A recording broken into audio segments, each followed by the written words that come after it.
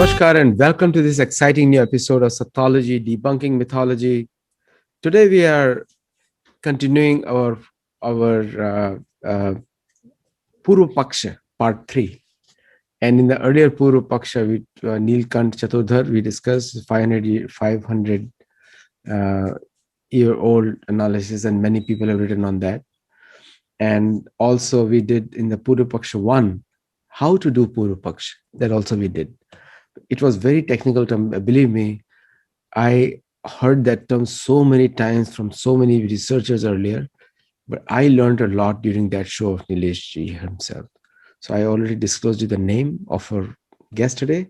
So without delay, let us welcome a great friend, a great, I would say, spiritual Muni and Rishi. And so without delay, let us welcome Shri Nilesh Nilkant Oak. Namaskar, Aditya ji. And what I'm seeing is my adjectives are getting added up, so we have to restrict it at some point. So no, I think whenever I hear the Alankrit Hindi in India, I usually faint. Even in Marathi, when they use Alankar, it goes on and on. Yes. And so we are very less as compared to India, but still we'll continue our tradition. We have to respect our scholars. Indians have a habit of using many adjectives, you and me included, So one of the things is, people were asking this question, and it's a very, not very important, but just say, are you in any way related to P.N. Oak?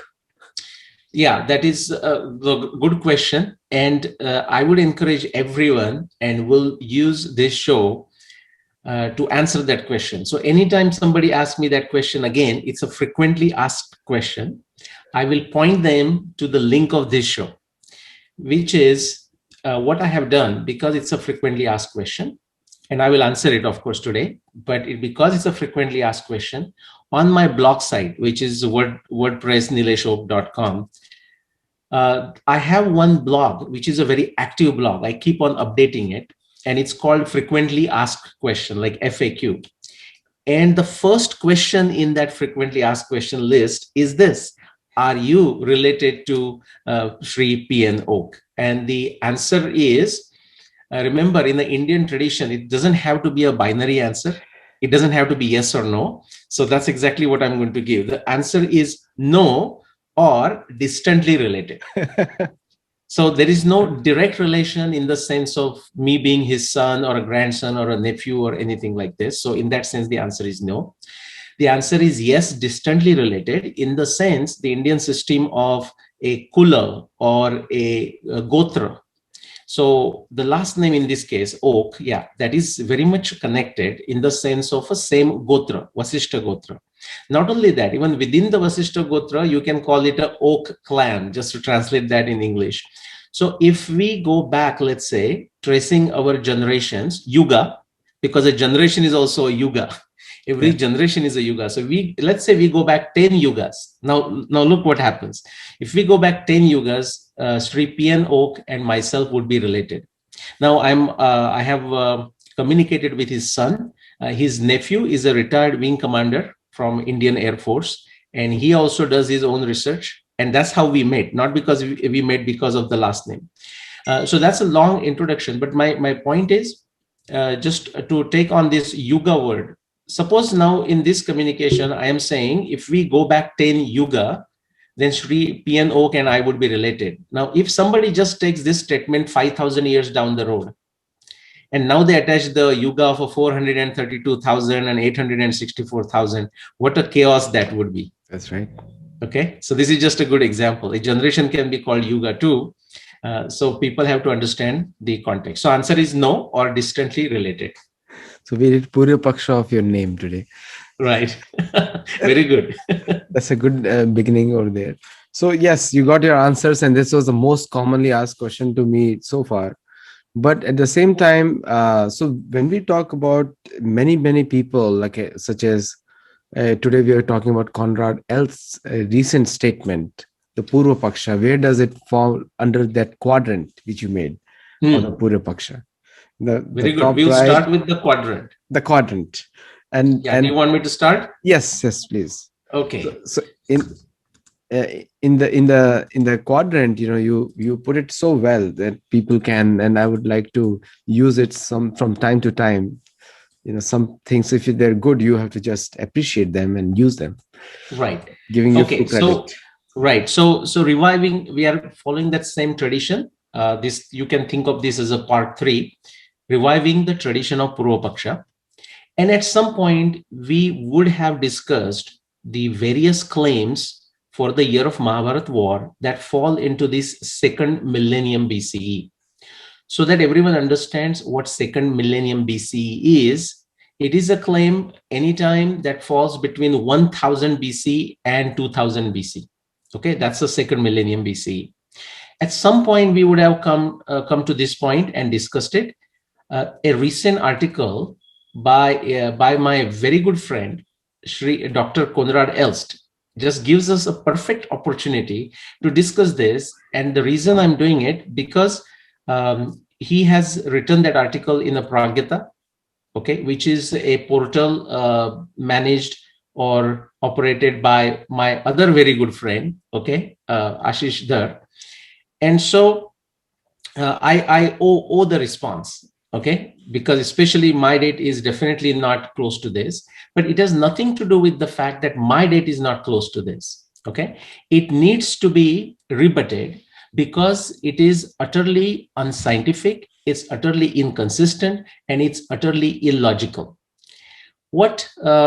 And first I will talk what can be agreed from that portion. And as I said, Dr. Konrad Elst is a very good friend of mine. In fact, among the Indic researchers community, I would say a very few researchers who have uh, the clarity of what they write, who also have the humbleness. He would be one of the top Indic researchers, if not the top.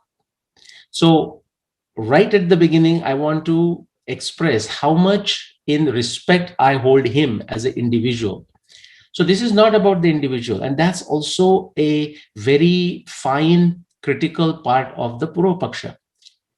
Uh, Sir Karl Popper, he has a very famous quote. He says, good tests kill bad theories. Good tests kill bad theories, bad claims, bad propositions, bad opinions, bad arguments. We survive, all of us, we survive to guess again. Okay, so the good test of a theory doesn't kill us. We survive to guess again. And that's what we are going to look at. We have looked through this particular graph during the first 2 parts of Poorvapaksha. The claims for the Mahabharata war range from 400 C all the way to 7300 BCE. And the area where Dr. Konrad Elst is insisting that the Mahabharata war, the date of Mahabharata war must fall or only falls between this approximately 1000 BC to 2000 BC. And there is some outlying areas in this graph, but they just fall right there. And nowhere else. That is his claim. He's saying the Mahabharata dating based on the evidence falls only between 1000 BC and 2000 BC and nowhere else. And definitely he's referring to the time before 2000 BC, and he's saying it's impossible. Okay, let's look at what the reality is. Okay, this is my framework. Now, where does Dr. Konrad Elst fits into this? I'm going to make a new revelation today. I will say Dr. Konrad Elst does not fit into any of these four quadrants. Why is that? Because Dr. Konrad Elst, even when he's making a claim that the date of the Mahabharata war must fit somewhere between 1000 BC and 2000 BC, in that sense, if you see that as a range, it's not a one specific year, then I would have put him into, for example, this bottom left-hand corner. But I will also tell you something about my good friend Konrad. He is definitely not someone who wants to be in a limelight. He is in the limelight because of his sincere work against all odds in many different areas of Indic subject. So he doesn't fall here, at least not all the descriptions do not fall. Now, some description does apply to what he's claiming in this particular article, a priori agenda, absolutely. Now, what is that agenda? I mean, there is no agenda in the sense of if he says that some benefit he will receive. No. However, in his subjective judgment, he is convinced that it has to be there. And what is the evidence? Zilch. Absolutely no evidence. So then where else he can fall? Well, he can fall into the no claims area, or he can fall into the no claims area here, because he does not have a specific claim of his own. Now, the problem with putting someone like Konrad or his soft claim, which is no claim really, either into this area or this area, is that he has not done a rigorous critique of any existing claims, because if he would have done that, he would not be writing what he has written. So he definitely does not fall here. Now, is he trying to preserve his populist image? I don't think so. But if somebody feels that that is what he's doing, then you have to ask him the question, or you have to come to your own conclusion. I don't think like this. So quick answer, I don't think he fits into any of these four. Okay, which is very interesting. And I'm going to end today by showing you a few researchers who actually claim a date within this second millennium BC. Guess what? I have invited all of them for an open debate, and they refuse to participate. They don't even respond. Okay, something surprising, but let's move on. So this is the article that Konrad Elst published in very recently. Let's see if we have a date, 16. So today is what, 18, 19, something like this. So just 2-3 days ago, he published in the portal called Pragyata, which is run by my very good friend Ashish Dhar. And the title of that essay is The Cut-Off Date in the Mahabharata Debate. And he is claiming that astronomical evidence that squarely places the dating of the Mahabharata to the second millennium BCE is being ignored by those who rely on it to place the epic even earlier. And by earlier, what do we mean? By in 4th millennium BCE, that is like the 3000 BCE, or like my date, 5561 BCE, and there are not many dates beyond that date. Okay. Now, so he is claiming that we are ignoring the astronomy evidence that puts the Mahabharata in the second millennium BC. This is a decisively false statement, and I'm going to show you why and how. Okay. This is what he says here. This is right from this article. He says last January, which is this January 2021, Srimati Neera Mishra ji of Draupadi Dream Trust, I know her very well, wonderful person doing a lot of things, organized a 3-day Zoom conference on the chronology of the historical battle, okay, on the date of the Mahabharata. Specialists from different disciplines took part in the debate. I will not go into that discussion. Somebody curiously or truly interested should go and look at who participated into this debate. Okay.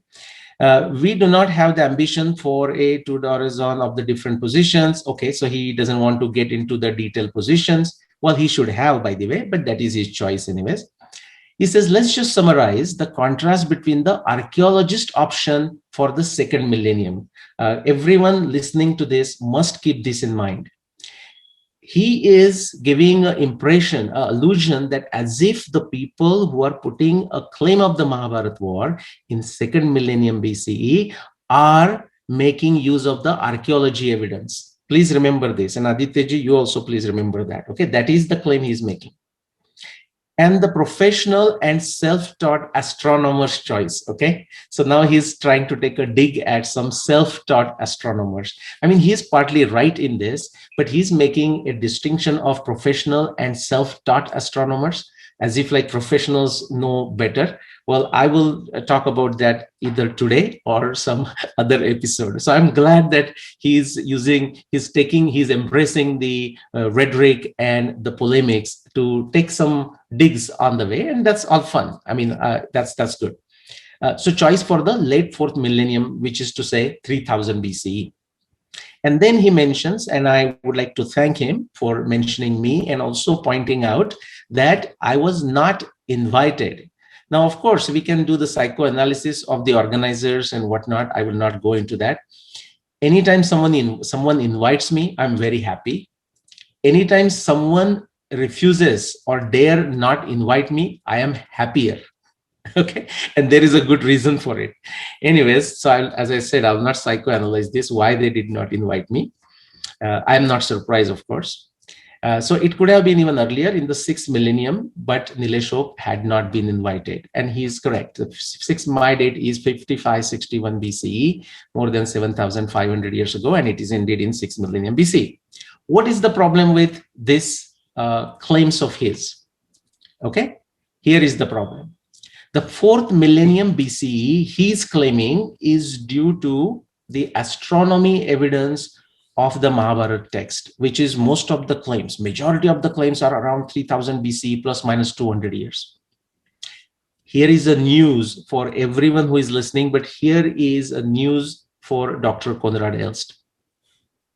The 4th millennium BCE claims, which is essentially 3000 BCE plus minus 200 years, are not due to the astronomy evidence. In fact, if they use the astronomy evidence, they will be decisively shown to be falsified. I mean, they can be falsified anyways, but the astronomy evidence itself will not allow them to arrive at 4th millennium BCE, as much as astronomy evidence of the Mahabharata text will not allow anyone to 2nd millennium BC, except 2 pieces of evidence, and we are going to come to that.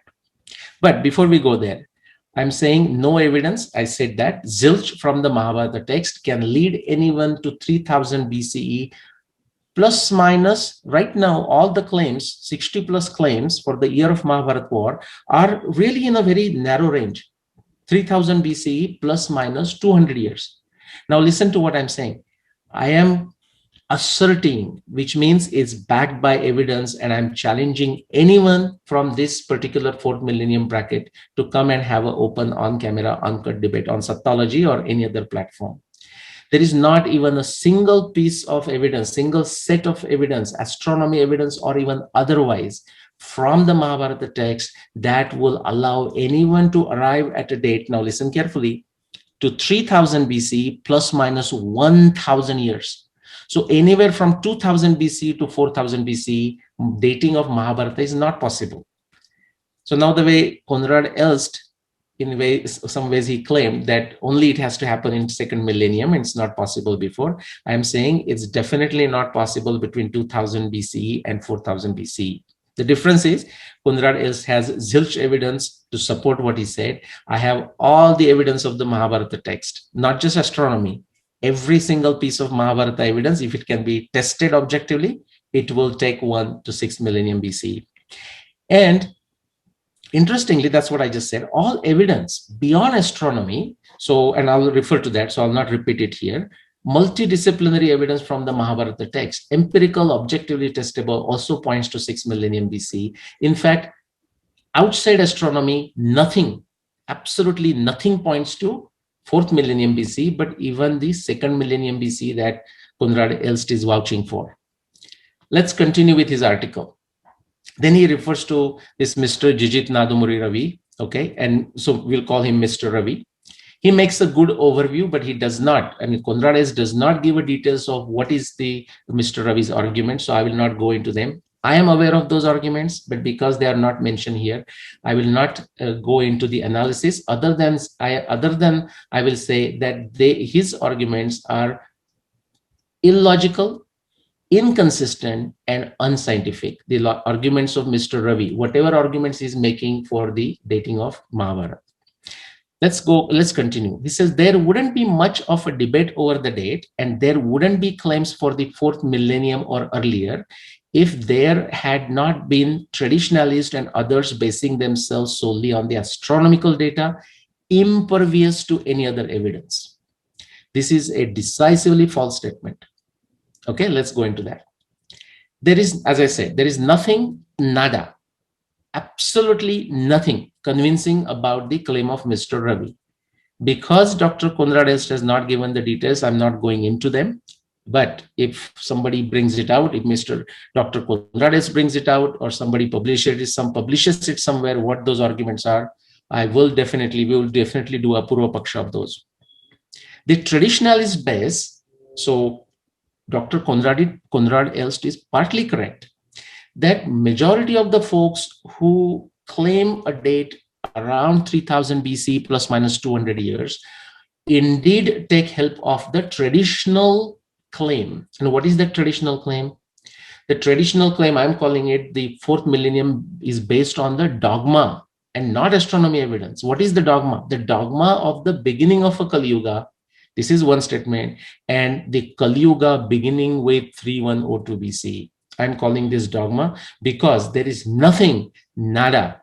And my good friend Jeevan Rao has shown this with a wonderful evidence, close to 100 pieces of evidence from the Mahabharata text, how it cannot take anyone to 3000 BC. That is different. Huh? What Jeevan Rao is talking is very different evidence than what I have shown, 300 plus astronomy evidence, why nothing can happen as far as Mahabharata date is concerned between 2000 BC and 4000 BC. Okay, so Dr. Konrad Elst claiming that it's based on astronomical data and we are only stuck is not correct. He has not done his Poorvapaksha, and that is his problem. Researchers claiming dates in the second millennium BC, which he is vouching for. I'm asserting it here. They have zero evidence, zilch evidence from archaeology and zilch evidence from astronomy. Okay, now there are two pieces of astronomy evidence from the Mahabharata text, very selectively and interpreted in a very specific way. They try to use it, and I'm going to show you how it backfires. Okay, so last time we did talk about the Bhishma Nirvana status quo limbo of 300, 400 plus years from the time of Nilkanta Chaturdhar. What is that problem? In fact, now that Dr. Konrad Elst has brought up this issue, Adityaji, we need to do another episode and going into bit more detail into the arguments of Nilkanta Chaturdhar to show how unscientific, illogical, inconsistent those arguments are, and how no Mahabharata researcher until my time, until myself, ever bothered to do the Poorvapaksha of what Nilakanta Chaturdhar was saying. They blindly kept on repeating, and that is why they are in these troubles. So what is that status quo limbo? We discussed that last time. Is this assumption that the duration of Bhishma on the bed of arrows from the 10th day of the war when he fell in the battle until the day of winter solstice is 58 days. This confusion, I'm saying this is an error, and this confusion is due to the misunderstanding, misrepresentation by Nilakanta Chaturdhar of 17th century. Okay, now he was one of the first in the recent times, last 500 years, somebody who took a serious study of Mahabharata. When you are the first one, you are the only one, many errors might occur. I mean, there are errors in my book that I wrote in 2011. But while we can give him a benefit of doubt, what about these other folks who are blindly taking this for last 400 years? It's a careless and casual and a failed claim of 99.99% of Mahabharata researchers because they blindly accepted what one statement. So I'm going to make it clear again. There are two pieces of evidence out of 300 plus in the Mahabharata text. If you don't look at anything else, just look at those two, it's understandable why somebody might think that Bhishma was on the bed of arrows for 58 days. But as soon as you start looking at the other evidence, this evidence can be explained in an alternate way, but there is no way to justify this particular evidence. It's a failure. Okay, the failure, instead of recognizing it as a failure, is being justified. Even Dr. Konrad Elst is doing that. I'm going to show you in just a few minutes. Because the cause is they did not bother to read Mahabharata text. And I'm not just referring to Dr. Konrad Elst. Okay, Dr. Konrad Elst is humble enough to admit that he has not read the Mahabharata text in detail. So he humbly admits with the debate I had with him, again, it was hosted by Ashish Dar, okay, my friend, and he's friend of Konrad and myself too. We are all friends here. that was done in the December of 2016, and it's available on the YouTube. Okay, so there, to be fair to Dr. Konrad Elst, he admitted that he has not read the Mahabharata in detail enough, especially in the context of the dating. Now, he has not done the Poorvapaksh either. So I don't understand where is the hurry to jump to the conclusion in a very unscientific, illogical fashion without doing the Poorvapaksh. That emphasizes the importance of a Poorvapaksh. It takes a tapasya, guys. It takes a couple of decades of study just to study the dating claims, dating research of other Mahabharata researchers. Where is the hurry? So they did not bother to read Mahabharata text. And I'm not just referring to Konrad Elst, he included, by the way, but he admits other people just keep mum. Even now, Mahabharata researchers refuse to read the Mahabharata text. Okay, I'm going to show you the evidence. Okay, you made a mistake. Hey, to err is human. No big deal. But now that I'm pointing out to your errors, why would you not read and understand? If you need some help, I mean, there is a help available out there. Now, this is what he writes. Now, it's a lot of write-up. I'm going to summarize it.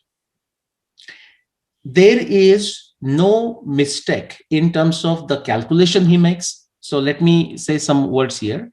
So here he says, it is said that Bhishma died on Magha Shukla Ashtami, on the 8th day. Yes. Magoyam samanu prapto masa punyo yudhishthira. Tribhaga shesha pakshoyam. Okay. Shukla bhavitum arhasi. This verse can be interpreted in at least 4, 5, 6 different ways. In our times, Adityaji, if you know Nityananda Mishra ji, he has written a very short note on it, and I included that in my Bhishma Nirvana book. Correct. If you go to Bharat Ratna Mahamahopadhyay Panduranga Vaman Kane and his book, volume 3 on the history of Dharma Shastra and the chapter on the Kali Varja, he's not even talking about the dating of Mahabharata, and he has done a wonderful Poorvapaksha about this particular Magha Shukla Ashtami than any other Mahabharata researcher who is claiming a date for the Mahabharata. I mean, how funny this thing is. Okay, but just to back to the Konrad Elst, so Magha Shukla Ashtami, yes, in principle, one of the interpretation of that verse Magoyam Samanu Prapto can be very much like that. It is held by the tradition. Remember, he's blaming the tradition, but now he's taking the traditional claim of Magha Shukla Ashtami. Because if you look at the entire Mahabharata evidence, there is no way one can arrive at Magha Shukla Ashtami. So when convenient, he's willing to take the traditional claim. But let's move on. Then he does some calculations. I will not walk people through it, but I will just say that his calculations are correct. Which is to say, if somebody assumes that the day of winter solstice was on Magha Shukla Ashtami, the Indian lunar month and Indian lunar tithi, and if the 58 days is the duration of Bhishma on the bed of arrows, those two statements, okay, that also we have one statement where Bhishma is saying, I'm lying on this bed of arrows for 58 days, and it feels like hundreds of years. Okay, but the 58 can be understood in a different context. The Magoyam Samanu Prapto can be understood in a different context. Each of these have multiple interpretations, and they perfectly fit with the rest of the Mahabharata evidence. They do not fit with the very torturesome interpretation of Konrad Elst. Now, it's very interesting. Konrad Elst accuses others that they use only selective evidence. What he is doing is exactly that. Okay, so his accusation is correct for almost 95+% of Mahabharata researchers. They all use selective evidence. They don't use all the evidence, but he is equally guilty of it.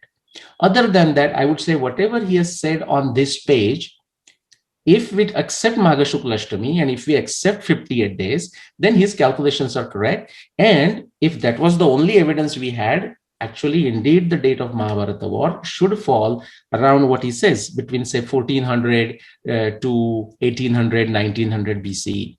And I have said that in all my lectures, including debates with him. But now we have seen this evidence many times. Guess what? The 58 days is not correct.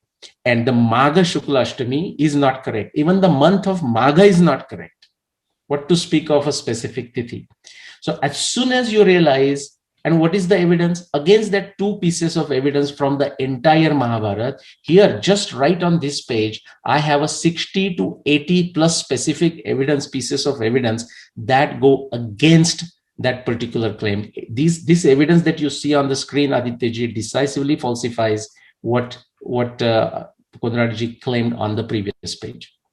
Okay, it is that sharp evidence, and we are not done. This is only the Bhishma Nirvana evidence. We have not touched Arundhati Vasishta, and we have not touched many others. So this is the last piece of his article. Then he says this makes it impossible for the Mahabharata battle to have taken place in 3139 BC as the tradition, and he is right. What tradition does is it takes 3102 BC as the day of beginning of Kali Yuga, or Krishna's passing away. Then they go back 36 years because one statement of the Mahabharata. So they only make use of one statement of the Mahabharata of 36 years and claim 3139. So they are also wrong. So in this case, what Konrad is saying is correct in that sense. Okay, and he says, but not the Mahabharata itself. He's right. The Mahabharata evidence will never take anyone to 3139. That is correct. Only an invented tradition dating to much later, probably plus 500. This is his pure guess, and that's absolutely wrong. Okay, one cannot just simply make a statement, never bother to show the evidence, and run away and accept and expect that people will believe it. No, we must apply Hitchens razor. A claim. He's making a claim that something was invented in 500 BC, 500 years. We don't know, 500 C. It may be, it may not be. But if he's claiming something, he has to provide the evidence. He has not provided the evidence. Anyways, and then he says, not in 3067 BC. Absolutely, that's very easy. Nothing is possible between 2000 BC to 4000 BC, nor 5561 BC. I would encourage everyone even to watch the 4-year-old debate between me and Dr. Konrad Elst. It's on the YouTube. Just type Elst and Oak and you will get that. Watch it, write down your comments, okay, and see how much truth is there in what he's claiming. Nor any other year prior to 2240. That's definitely false. In fact, I'm saying nothing is possible after 2240. Nothing is possible. I'm asserting, I'm not just making a vague claim. I'm asserting that Mahabharata war is not possible any time after 4500 BCE, period. Okay, if you at all must deny the king list, no, I'm not denying the king list. Adityaji, we will discuss the evidence from all the Puranas. That's where the king list come at some point, including Skanda Purana. And the archaeological evidence pointing to second millennium. See, this is a hand waving, this is rhetoric, and this is polemics. What is that archaeological evidence of the second millennium that can logically, that can scientifically take anyone to second millennium BC for the year of Mahabharata war? I'm yet to hear what that is. Yes, I have heard all kinds of childish arguments, but I have yet to hear something that is scientific and logical in nature. And then he says, let's see, and exclusively stick to the astronomical evidence. Well, all right, here is the astronomical evidence. So you see which astronomical evidence he's referring to? The two pieces of evidence, Magoyam Samanu Prapto Masapunya Yudhishthira, and the 58 days was the duration. If you, against those two pieces of evidence, which can be, by the way, explained perfectly well for 5561 BCE, and I have done that during our Bhishma Nirvana 4-part episode, and I'm never tired to explain that again if required. But two pieces versus 300 plus against it. Now, what is it that makes these individuals, and not just limited to Konrad Elst, fail? Why they fail to comprehend is beyond my imagination. That's why I'm not finding the words for it. Okay, unlike all the rest of it, this is not convoluted or contradictory. Well, it's not convoluted. I'll give him that. If we just take those 2 points, yes, it should go to 1600 BC. It is contradictory. It is contradictory. How much contradictory? 300 pieces of astronomy evidence against his claim of second millennium versus 2 pieces of evidence which, in a selective fashion with specific interpretation, can be indeed used for 1600 BCE. Now, my point is this: if he would have started there, I have no objection. Anyone can start somewhere. Like I started with Arundhati Vasishta observation. Okay, so if he may start there, but the next question he should have asked is, okay, so I got this 1600 BCE, or whoever the other researchers. Now, is there any other Mahabharata evidence that supports my date or goes against it? They never bothered to do this. If they would have done it, they would have found 300 plus evidence going against their two. Okay, and therefore he says excludes high chronology. Look at the keywords: astronomy, dating of the epics, and Mahabharata. These folks, every single person, and Konrad doesn't have his own date, but every single person who is claiming a date in second millennium don't understand astronomy. That is my assertion. They don't read Mahabharata. Okay, they have not read Mahabharata, and that's why they are in this particular boat. Quickly, so who are these folks who have made claims in second millennium BC? Dr. Dieter Koch from Switzerland, he claims 1198 BC. Lo and behold, and now I had a wonderful, I forgot, some forum or email, I forgot, interaction with him, and finally he ran away. At some point, he just ran away. He said, no, I don't want to discuss this anymore. I said, we will discuss all the evidence. He says, no, he wants to only discuss the selective evidence that appears to match his 1198. Well, let me tell you the joke of 1198 BC, and that being his claim. This is a claim made by Dr. Daftari about 50 years ago. Dr. Dieter Koch just picked the claim from Dr. Daftari, never acknowledged it, and continued to go with that lousy claim. Okay. Professor Aryan Iyengar, a wonderful professor. He used to work at Indian Institute of Sciences, Bangalore. Now he's at Jain University in Bangalore. He claimed 1478 BC. Let me tell you this. He used some astronomy evidence. I will tell you zero astronomy evidence from the Mahabharata text matches for his year. Okay, zero, zilch. Okay, and what does he makes use of? Nothing. There is no archaeology evidence that he can use to show why it is 1478 BC. I have not seen to this date, and I have read most of his papers. Dr. Arun Bhatnagar, I don't know exactly when he proposed it. He is some PhD in astronomy, I think, astronomy, astrophysics. He proposed 1793 BC, and many pro-Indic researchers are blindly endorsing this date. They think endorsing is how science is done. Okay, what does he use? To his credit, the two references that Konrad Elst is referring to, Magoyam Samanuprapto and 58 days, is what Arun Bhatnagarji uses. And to be fair to him, for his year 1793 BC, he does show that between his beginning of the war, the 10th day of the war for his claim, and the day of winter solstice in 1793, there are 58 days. I would encourage people to read my Bhishma Nirvana book. I gave him 2 points. Okay, 2 points he gets. Most of the other guys get 0. And that is because there is no negative marking allowed. If the negative marking is allowed, they will get negative numbers on this exam of the dating of Mahabharata. Then Professor Mohan Gupta, I forgot the exact date. He proposes something around that range, 1800, 1900 BCE. Again, using these two references, Magoyam Samano Prapto and 58 days. I think he does a reasonable job for showing 57, 56, something like this. So we can give a benefit of doubt and say, okay, maybe that matches. But my God, what about the other 300 plus evidence? And the story just gets interesting now, okay? All of them, these folks and whoever else is there in the second millennium BC claim list, they make use of selective astronomy evidence, which is those 2 pieces. That's it, guys.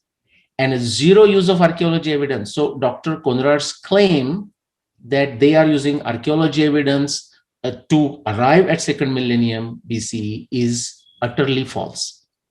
All of them make use of less than 1%, those 2 again, of the total of 300 plus astronomy evidence of the Mahabharata text.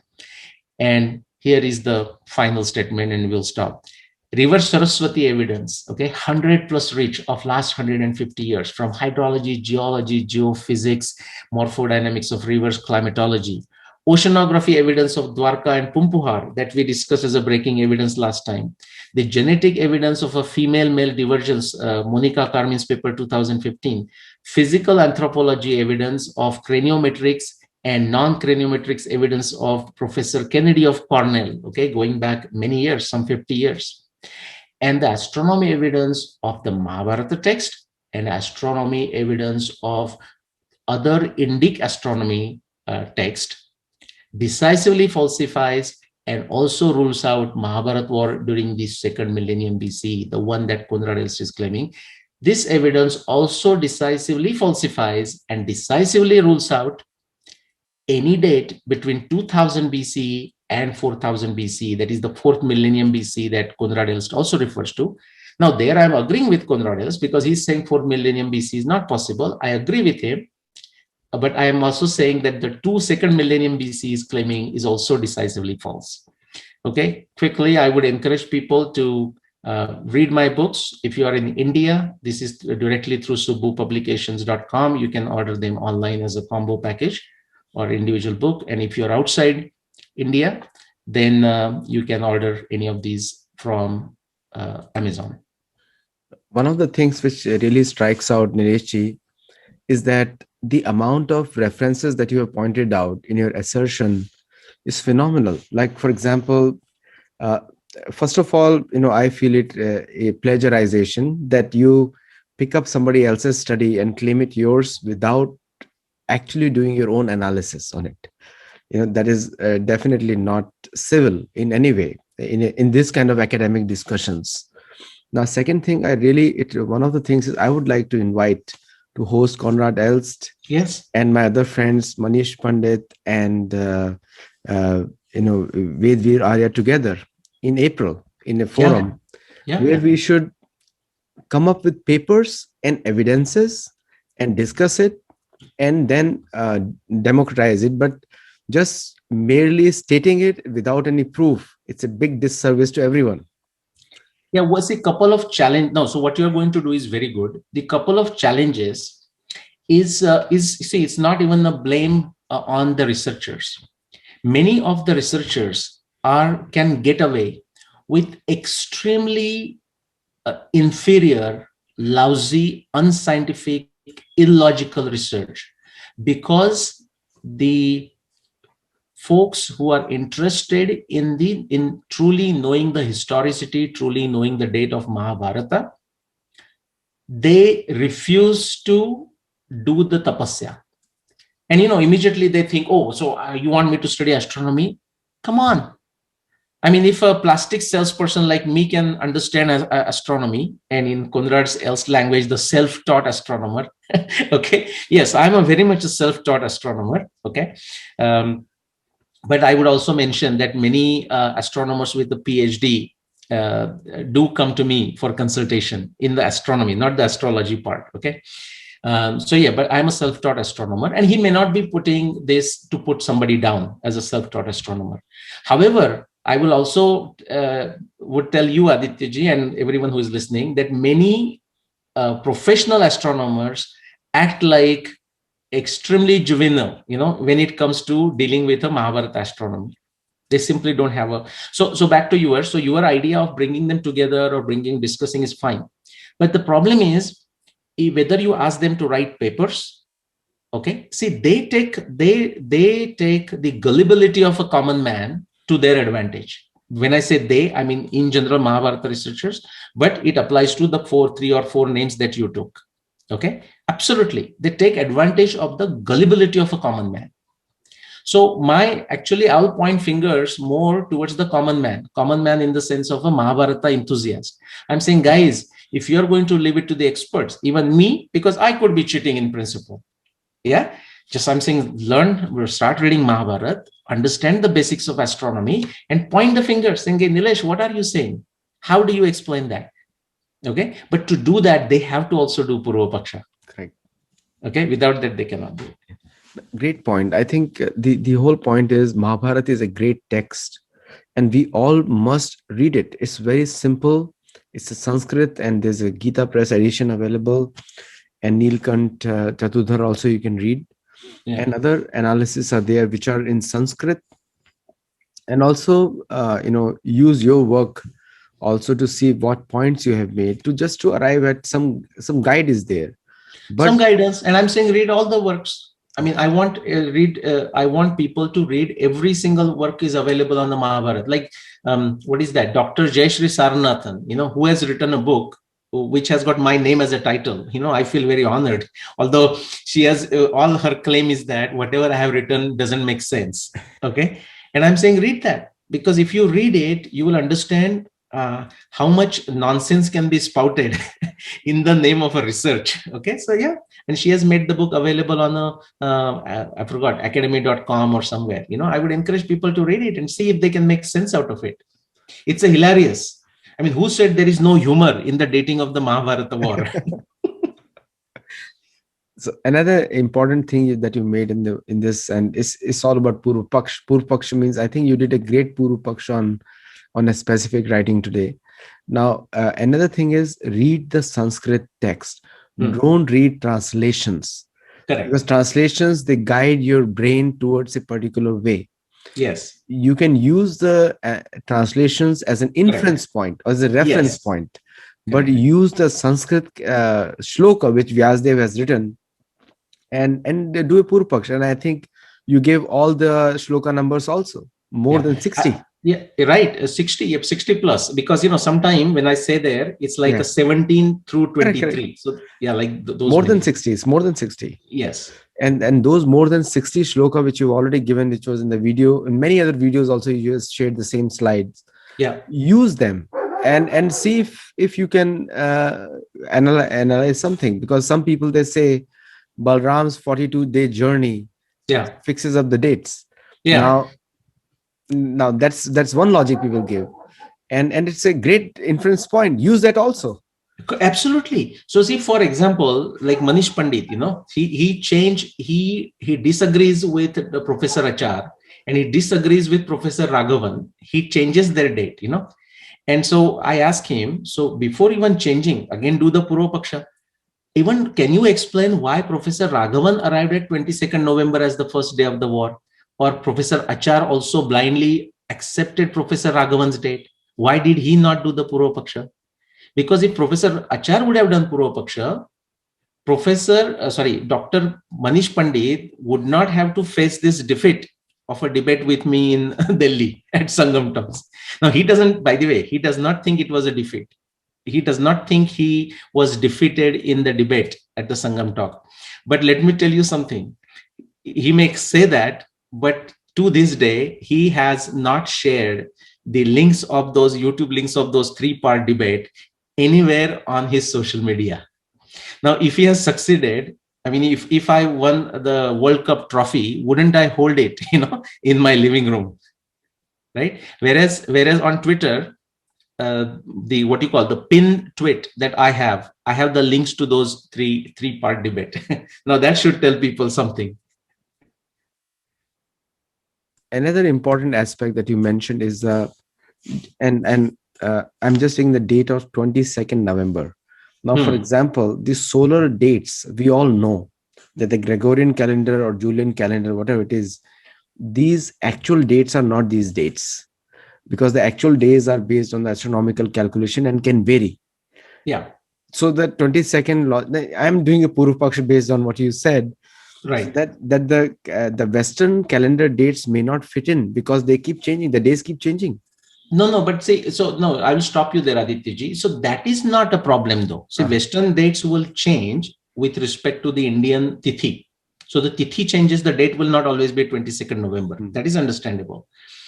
But I don't think there are problems with the Western calendar. But as far as the Mahabharata dating goes, one can use the Julian calendar or a Gregorian calendar without any problem. In fact, Julian calendar or Gregorian calendar serves as a good independent base to compare these claims. So we cannot blame that. I'm not saying you are blaming it, but we cannot blame either Gregorian or Julian calendar. I'm just saying from the Poorvapaksh point of view. If you pick up 22nd November, 21st November, which you came to that, but from a modern calendar perspective, the actual day may be different. Correct. Now, my point was, Professor Achar did not do the Poorvapaksha of Professor Raghavan's claim before blindly accepting it. And Dr. Manish Pandit did the exactly same thing. Do you know why he changed his first day of the war from 22nd November, just like a flipping of a coin, from 22nd November to 25th November?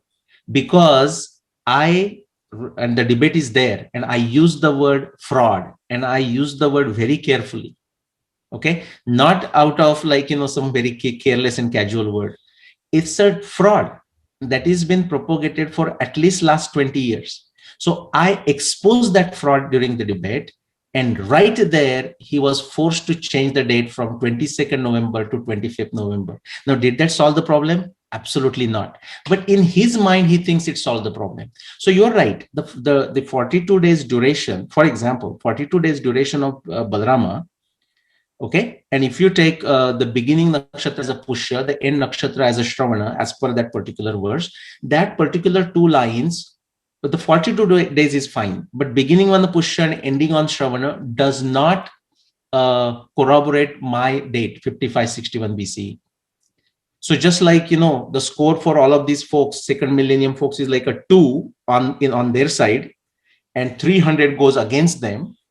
You can say 300 plus goes for my side, but this Balarama reference goes against me. You can count that as against me. That's perfectly fine. That is how science is done. That's right. When Copernicus did the experiment, Copernicus couldn't explain everything. Kepler could not explain everything. Newton could not explain the position of a Mercury. Einstein could. So Einstein falsified Newton, Newton falsified Kepler, and so on and so forth. But we still hold them in a great esteem because each of them did a good Poorvapaksh of the previous researcher. Absolutely. That is lacking when it comes to Mahabharata dating. That's a very valid point, because based on the assumptions on which you begin your experiment, the outcome of the experiment is measured against those assumptions. That's called hypothesis. Yes. And so Poorvapaksh is like, if you are doing a scientific analysis, then you have to make sure that your hypothesis itself was right. Correct. And then based on that, you arrive at further calculations. And I think you have done a great work. That's why I call you the Muni, and more adjectives I added today. And so viewers, one thing is important: the importance of, especially when it comes to dating, because for some people, not for all, for some people, dates are an extreme element of faith. And those dates can break or make your faith. It should not, because one thing is that this incident happened. It is way earlier than any other Western history anywhere. Yeah. So one common thing is with all these points is, and like Nilesh ji said, it is a very friendly, assertive request. Correct. It's not even it's a request. Disclaim you. Yeah. As like a regular good scientist will do. And that's the purpose of the Muni and the Rishis, are to put forth a theory and do a Poorvapaksh. And I think Nilesh ji is teaching us in a great way how to do Poorvapaksh. And so with this, so you understand the logic in which it is done, and actually it adds to your faith. And then you can see that how Mahabharata in any way is a very old story, but the dates will actually help you strengthen your own faith if you are in that line. Correct. So Nilesh ji, as usual, a great discussion, and viewers loved it. There's so many questions, and I did ask those questions right now. Okay. And in a nice conversation way, and I think Nilesh ji did answer them very well. So please, if you have any questions or comments, the video will be out shortly. And did Nilesh mention in 2-3 days earlier? So it is 16th February was the claim made by Konrad Elst. Yeah. The video will be, when the video will be released, a few days years later. Well, some things we cannot avoid. So yes, but many of you watched in live, so those of you will understand it is taken in what context. Okay, namaskar and thank you. It was a truly enjoyable show. I hope you enjoyed it. Namaskar.